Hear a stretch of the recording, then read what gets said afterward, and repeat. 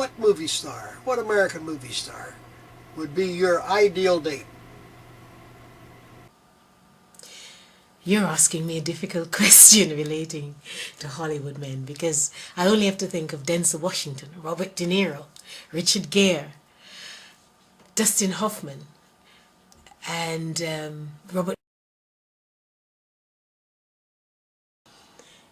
Good morning, Jerry. Thanks for talking to me, and hope your day is fantastic. MsCypra, how are you? I'm inviting you here to my home in Texas, to my motor home. I just have a few questions of you. You seem to be lead a very vibrant and vigorous life. You're full of pep, full of vinegar. To what do you attribute these things about you? I'm not really sure, but I've always been a very active person. Ever since I can remember, I'm always sort of hyper, wanting to go from one thing to the next, etc.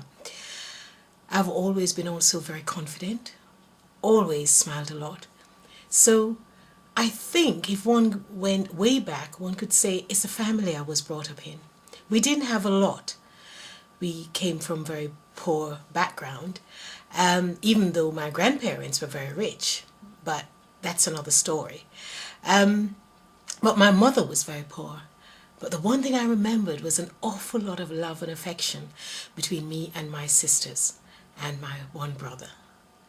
There's 6 sisters of mine, 8 of us in all. And I've always remembered that, being in a very, very loving environment, one in which I was valued.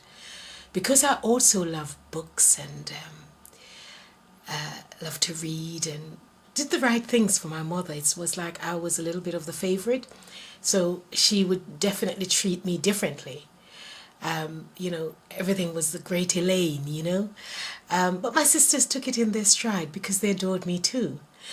And I remembered a younger sister of mine who I hadn't really seen much of since she was 10. I met her in her late 30s, and she said she had this vision of me, this great woman from England with the accent, who would be all pompous and standoffish, and she was shocked by how I was. I mean, I'd only seen her once in those years because I'd not been back to Jamaica. But it's interesting the perceptions people have of you, and now we are so close for the past 7 years. It's fantastic. So I can't attribute this buoyancy, this vibrancy to anything in particular, except my love of life.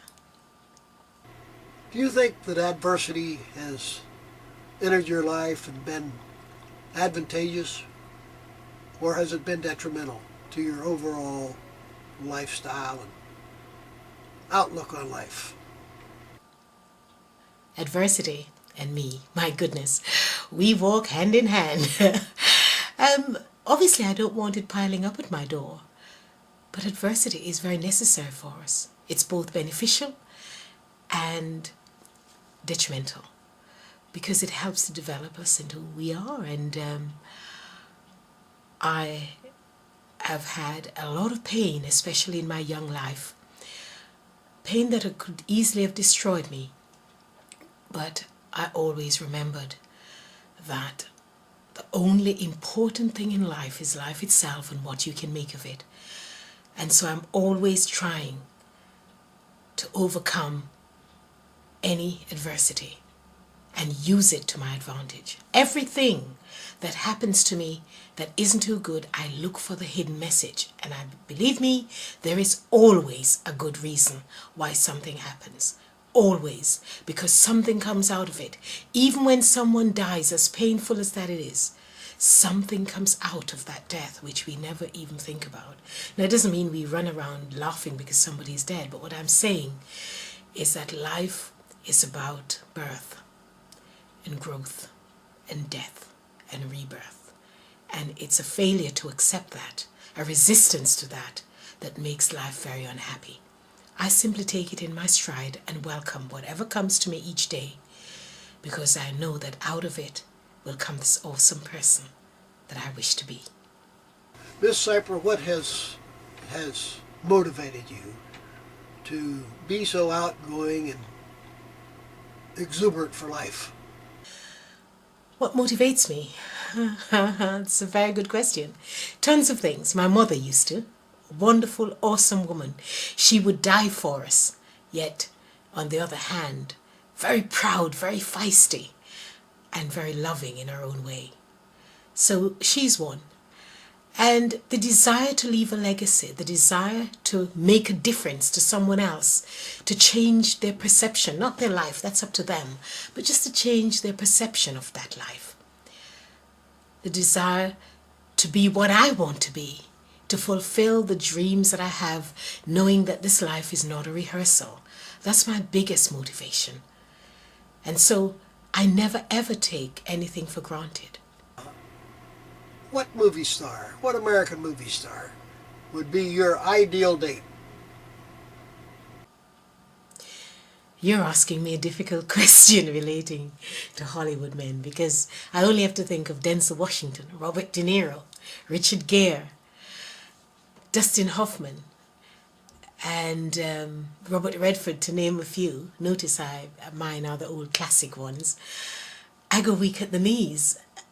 You know, I'm like a kid in a candy shop. Which one would I take for a date? I mean, I don't really know.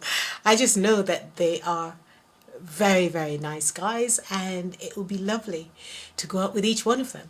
However, if I had to put it down to two rather than one, it would be Richard Gere and Denzel Washington. I mean, Richard because he's just so gorgeous. Both of them are handsome, scrummy people. But I think the slight edge would go to Denzel Washington for one main reason. Denzel has very strong values, like Richard Gere, who is a Buddhist and so on. He has very strong values, and he lives them. That's what I like about Denzel.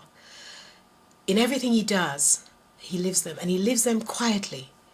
You know, I read something on the internet where he visited a soldier's residence and then took out a check there and then on the spot to buy one of the houses for veterans. And I thought, wow, right there on the spot, how many people, you know, would take their own money out and do that? Yet you heard nothing about it, hardly anything. But that's Denzel for you. Everything he does in films and in real life reflects who he wishes to be, who he thinks he is, and the message he wants to give. And so I find that exceedingly empowering. So yes, I would love to have a date with him, if only to get behind the real man. But that's my words, and I'm sticking to them.